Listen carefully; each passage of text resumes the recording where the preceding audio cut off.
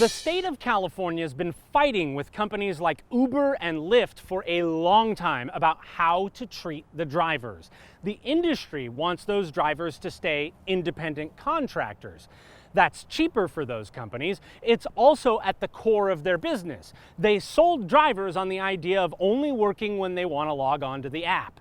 But California's legislature passed a law to make these workers employees so that those drivers can earn benefits and get paid at least minimum wage for their time. The rideshare companies aren't having it.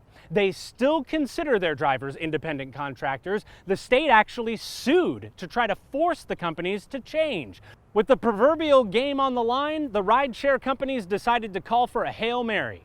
They paid for a campaign to ask you, the voters, to overrule the lawmakers you elected.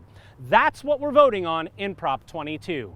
It would make the drivers independent contractors with benefits. First and foremost, Prop 22 includes a version of minimum wage for the drivers.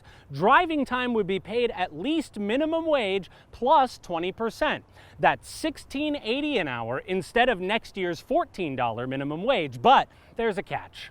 Driving time only tends to make up about 2/3 of an app driver's workday. The nonpartisan analysts tell us the rest of that time the drivers are sitting there logged into the Uber or DoorDash app just waiting on the next gig.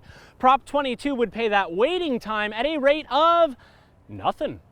Drivers would not be entitled to company health insurance either, but people who clock at least 15 hours of driving time each week would get at least some money to help buy a health plan on the state exchange. Prop 22 also locks in a lower reimbursement rate for mileage than what most employees get when they're paid for driving their own car for work.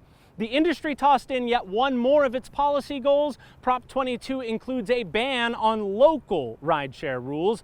Drivers will want to read all of the fine print because it gets pretty detailed, but the big picture is this. A yes vote on 22 makes drivers contractors and gives them new benefits. Those benefits are less than what employees get, but more than what drivers get today. A no vote keeps the current law making drivers employees, the same law the state's trying to enforce in court.